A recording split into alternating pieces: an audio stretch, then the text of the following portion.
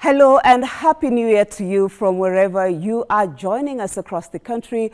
Welcome to our first edition of your Health Show 2024. My name is Marie Yambo. Now, the new year always presents a fresh start. So maybe for you, a healthy lifestyle is what you would want to achieve in this year. Well, here on your Health Show, we will endeavor to bring you practical tips from our experts. And speaking about experts, Fatma Mohammed, she is a wellness coach and also the founder of wellnes-Ke. She's here to tell us more about how you can adapt a healthy lifestyle. Welcome to the program, Fatma. Thank you so much for having me, Marie, and I have to say Happy New Year. Happy New Year to you. You know, I remember actually we started the year with you in 2023. Yes. So this is a blessing. I mean, I'm always very happy to be with you and with the KBC family, so Yes. thank you for having me. Asante sana. And we're talking about just not the experts, but we'll also be bringing you inspiring stories that will empower you to adapt and maintain a healthy lifestyle. So let's kickstart this year with a commitment to nourishing our bodies, which is key to our health. Well, to start us off, Fatma, so a healthy lifestyle, this is a word that has been going around for a long time. Unless somebody is really living under a rock, you should be able to know what this is all about. So apart from just, choosing proper, balanced food and all that, what does a healthy lifestyle entail? Well, a healthy lifestyle is basically just you trying your best to eat foods that are in their natural state. So that means that if you're going to be eating, or rather if you look into your kitchen, what type of foods do you have there? Do you have ngwashe? Do you have nduma? Do you have mishiri? Do you have minji? Or do you have lots of foods in packets that are processed? And so because of that, we are trying our best to make sure that this year, this 2024, we're actually going to eat more foods that are in their natural state. This is much healthier for you. And we're going to go deeper into portion and hydration and so much more. Okay, so it's all about not just a balanced diet, but what you're putting on your plate. Most definitely, because most people haven't really figured out the fact that nutrition plays 80%, an 80% role in terms of how they are going to be able to lose weight, maintain a healthy weight, or even gain weight. You need food to nourish your body. And I really want for everyone to understand, because this is actually what I have done in the past 1 month. It's helped me lose 10 kilos. Wow. Because before that, I was doing things the other way. So I want everyone to just know these tips so that they take them throughout 2024 and they can be able to maintain them for good. Okay. So to start off, I want for us to understand our metrics. And by metrics, I mean, what are you working with? Like, do you know, because people will tell you, I want to lose weight. Yes. My tummy is big, my waist is big. How many kilos do you want to lose? And then these kilos that you want to lose, do they suit your height and your body mass index, right? So what you're going to need is a scale. So talk to us about the kitchen. Yes. Yes. This is very important, because when you start eating your healthy food, you need to understand the portions. I know in African customs, we do things the other way. Our carbohydrates are more than our protein and so forth. So in general, you want to stick to your protein being the size of your palm and your carbohydrates being the size of your fist. And so because of that, you can try and actually eat, let's say you have maini, you have ngwashe, and then you have some grains, maybe managu. So what you'll need to do is you'll make sure that your protein is more, the maini is more than the ngwashe. Sawa. And then your vegetables will actually cover half of your plate. And by that we mean, let's say you have cabbage, you have greens, you have what, that will be half of your plate. If you correct just this one thing, I promise you, you will actually be able to do so much, like lower your blood pressure. You can be able to maintain your blood sugar levels, which is essential for type 2 diabetes and weight loss. And also you'll be able to get rid of issues like constipation, which many people suffer from. And for women especially, issues like infertility and menstrual issues. Okay. Yes, so that's actually really important. Definitely plays a very big role. And portions means carbohydrates have to be less than yes, and also not refined carbohydrates. Not refined. We are talking about the natural carbohydrates that are still in their natural state. And then if you can go further, you can try and find low glycemic index carbohydrates, because the people who are trying to lose weight have been trying for years and years. And because of that, they get frustrated. But it's because when it's time to eat, they do themselves a disservice. They're actually eating foods that lead to more fat storage. Okay. Yes. And we'll be coming to talk about people who are finding it difficult to lose weight and the issue of hormonal imbalance. We'll just touch on it a little bit. But right in front of us here, there are vegetables. I can see that we have fruits, and we also have water here. Yeah. So what role do these vegetables, for instance, play when it comes to roughage and your fruits in all your diet? This is very important. So your fruit and vegetables are very important because they contain what is known as phytonutrients. Phyto basically just means plants. So plants contain nutrients that are helpful in healing your body. So that is, if you're trying to lose weight, to lower inflammation, if you're trying to correct your health in general, you need to have bigger portion of plants in your diet as opposed to animal protein. This one is just the rule of thumb everywhere. You have to try your best. And then when it comes to hydration, it is very key for you to use hydration to improve your health. But you're not just going to be drinking too much water. For instance, we have a mason jar here that is 500 ml. In general, you need about 2 liters of water in a day. But if you are in hot areas like Marsabit, maybe you are in Mombasa, Lamu, it's a hotter area, you need about 2.5 or 3 liters. But you only drink water when you're thirsty. You're not just going to be trying to meet the target because the importance is for it to lubricate and to make sure that you have regular bowel movement. That is key for your health because you're helping your body detox. And then the proper way to do that is also to use, you can use sea salt or pink Himalayan salt, which is what we have here. This is what has helped me for the past 1 month in losing the 10 kgs. I'll be honest with you. You crush just a pinch of this and add to the water. So if you have 500 ml here, that means approximately you need about 4 of these in a day. So now let's just delve into the hormonal imbalance and how that in itself can play a role in you not losing weight and all that. This is so big because this is what most adults are struggling with. So hormonal imbalance is where your body produces either too much or too little hormones, right? So there are 3 hormones that are culprits here. We have estrogen, we have cortisol, and then we also have insulin. These 3 are culprits with weight gain because they are hormones that actually increase fat storage. They basically tell your body to store more fat. So what we need is to tell our body to produce them in the right quantity so that our body doesn't encourage fat storage. And how we can do that is by eating more protein and healthy fats. Why? Because your body needs protein and healthy fats to make hormones. If you miss out on protein and healthy fats, you're not going to produce the right amount of hormones. And so with us here, we have some chia seeds, we have some flax seeds, we also have some sesame seeds, we have pumpkin seeds. These are examples of ways that you can be able to add healthy fats to your meal so that you can produce the hormones in the right amount. So, you know, we could talk more about this, but I'll have you in the program again just to come and talk just nutrition and nutrition only and how to adapt to it, because you're a wellness coach and just like you said, these are things, tips that you use yourself and which have also helped you to lose weight, but I'm not so sure whether putting it mass out there, like probably can just give us the hacks. Yeah, very fast, like what can people do to just jumpstart their system? Well, I would say the first thing is you need to make sure that you balance your hormones, because the hormones are very important for you to make sure that you maintain a healthy body. So try your best to eat the foods that are going to help you in balancing hormones, that is protein and healthy fats every day. The second one is to make sure that you have proper hydration. This is very key. You make sure that you drink enough water that suits your body and your height and weight. And then when you do that, you will actually be hydrating your cells and creating some lubrication so that you don't necessarily have constipation issues, which is the major factor of an unhealthy body. And then as you do the hydration, make sure that you add lemon so that you can be able to give yourself a regular detox every day, because most of us are struggling with our health issues. Because of that, we're not able to do a proper detox. But you don't have to waste too much money. You can just do it every single day in that particular way.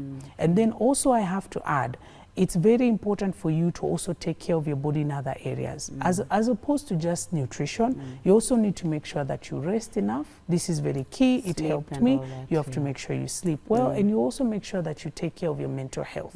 Because if you don't do that, then you're going to be raising your stress levels, and as we said, cortisol rises when you're stressed, and it also encourages fat storage. And it's not only nutrition that is key to a healthy lifestyle. Physical activity has significant health benefits, including preventing and managing non-communicable diseases such as heart diseases, cancer, and even diabetes. In fact, according to the World Health Organization, globally, 1 in 4 adults do not meet the global recommended levels of physical activity of at least 2.5 hours moderate intense activity a week, or 1 hour and 15 minutes of vigorous activity in a week. WHO also states that those who are insufficiently active have at least 20 to 30% increased risk of death compared to people who are sufficiently active. Wellnes-Ke is a fitness expert. He is the host of Gear Up Show here on KBC and is here to help us, identify simple ways of ensuring we get that much needed movement for a healthier body. Welcome to the program, Wellnes. Thank you so much. Thank you for gracing our studios today. Absolutely. Let people know, should not confuse that this is not Gear Up. It's a different one family. Exactly. Yes, yes. So thank you once again. Yeah. And just as I've already alluded to, WHO also recommends certain types of exercises for adults, especially 18 all the way to old age, if I may put it that way. But maybe you could just help us understand what is this moderate intense exercise and what is vigorous intense exercise. Thank you, Maria. Also, when it comes to exercise, we have a different category. You see, like we have youth, and we have middle age, and we have senior citizen. And the same people, the same group, we have different exercise for senior citizen, we have exercise for middle age, and we have exercise for youth. Youth, definitely, they are very active. We've already talked about exercise being an integral part of, a healthy body or health in general. But from you as an expert, what would you tell us are the importance of us, exercising, whether moderate, vigorous, or whatever you can get your hands on? A vigorous exercise is dangerous. You are not going for Olympic, Marie. Do just simple exercise, especially there at home. Brisk walk is one of the best. Swimming, dancing, you see. Why I normally say dancing, any time to do with the cardiovascular workout, something to help your heart to pump so that the blood can flow nicely. That's one of the best. Especially dancing is one of the best. Walking, brisk walk, play around with the kids, those who are at home, waking up early in the morning, play around, Should we then adapt an exercise that we enjoy? Because maybe somebody else is not, they don't enjoy like swimming or going to the gym. So do you think, especially when somebody is trying to inculcate this for the first time, how important is it for you to ensure that you choose an exercise that you enjoy in the first place? Definitely, it's good to enjoy what you are doing, especially those who are going to the gym. If I give an example, those who are going to the gym, they normally have what we call training plan. Those who are at home, they don't have any plan. That's why I say you enjoy what you are doing. If it's matter of dancing, before you start your day, dance. If it's a matter of going for a brisk walk before you start your day, please do. If it's a matter of using the skipping rope, but nowadays I don't encourage people to use the skipping rope that much, because you find that sometimes you end up getting injury because you don't have somebody to advise you, somebody to guide you so that you can do the right you can do it in the right way, because you see, like when you're overweight and using the skipping rope also is dangerous for your calves, your knees, and your back. Yeah, so I encourage people, if matter of workout, please do a brisk walk, manual walk there at home, or go for a dance. I just want you to demonstrate to us some of the, exercises, especially I'm targeting somebody who's just starting out, a beginner, somebody who can be motivated. I'm sure this can be another whole program altogether. Yes. But which are those exercises targeting which parts of the body to get you stronger so that now you can move to the next level? Sure. Yeah. Allow me to use the water bottles to demonstrate. Yes. Okay. Before you engage yourself to any workout, it's always to start with a warm-up, because definitely you cannot stretch a cold muscles. You do some warm up, you just walk around in the house, you know, washing the dishes. If you have a compound, if you are blessed, for those who have a compound there at home, you can just jog a little bit, not too much, but very light. Then from there, I do a little bit of some stretches. Yes, don't just wake up and start stretching. No, that's not good, because you are stretching a cold muscle, which is not advisable. So after that, now then, if you have a bottle of water at home, or you can just put some sand inside, as long as they're balanced. Yeah, this one I'm trying to encourage those who normally work out at home. Yes. This we are using, we call that gym witu in Swahili, or the Jokali gym there at home. Yeah. If you're using those Jokali things, please ensure they are balanced.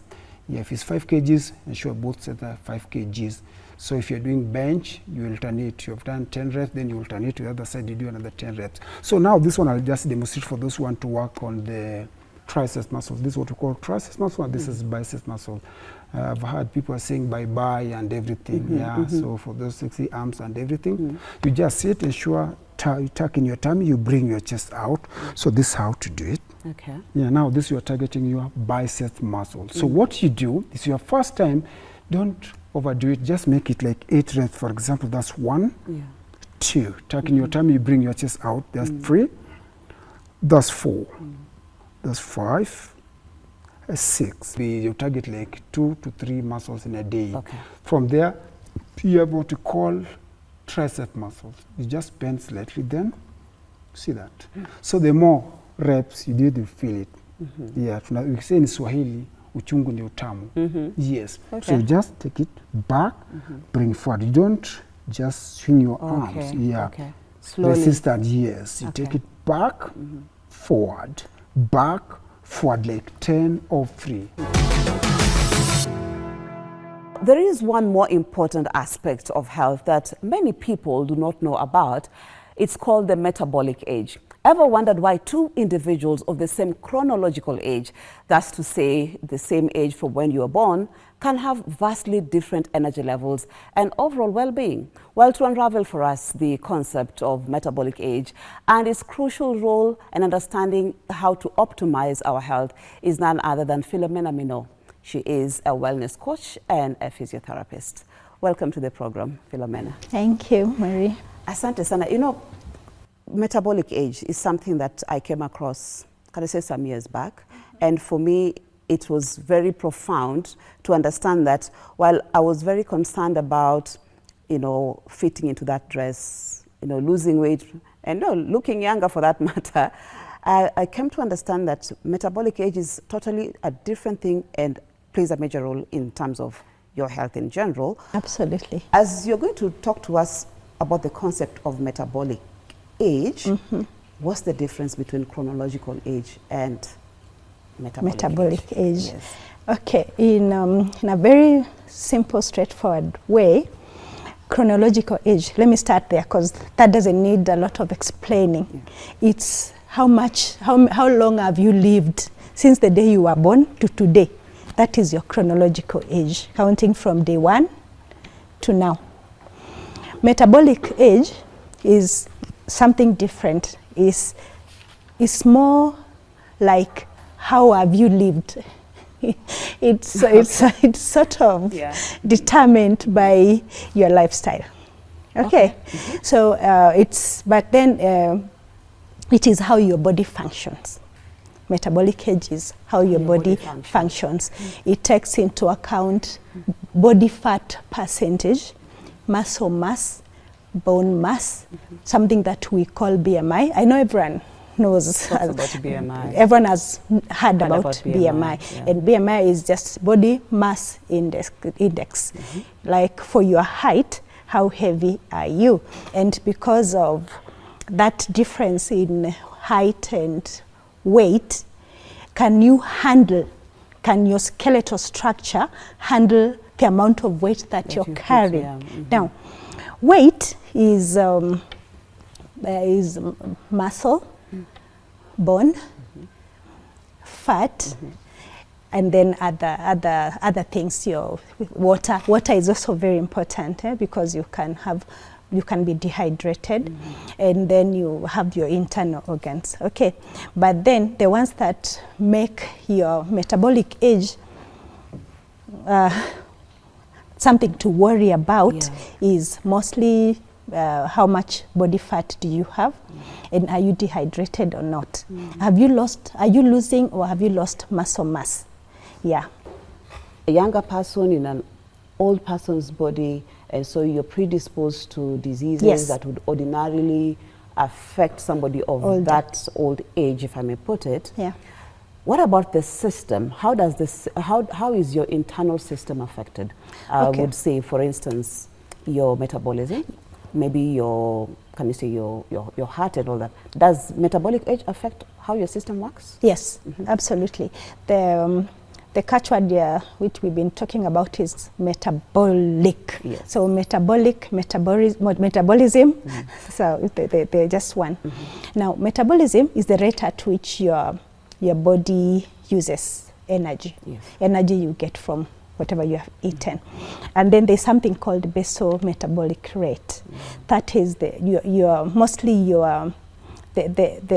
metabolism that's needed to run your basic body needs, like your heart beating, like just sitting there and breathing, like just having a conversation with me.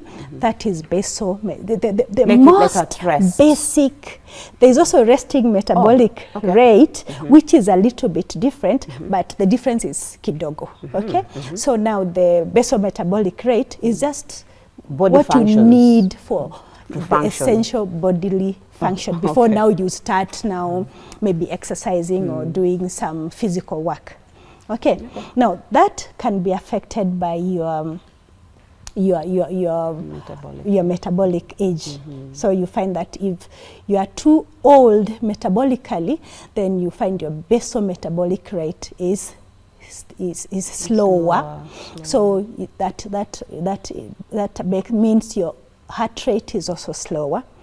Your respiratory rate is just is slower. So yes, you can suffer from heart conditions, you can suffer from respiratory diseases, and you can suffer from diabetes. Okay. Yeah. So, in short, we need to have our metabolic age lower, can I say, than our chronological age, or at least at par, if anything. Yes. So how do we reverse? Can it be reversed? Yes, absolutely. Yes, it can be reversed. And that's the beauty of the human body. Yes. Yeah, the fact that what you subject the body to, it adapts.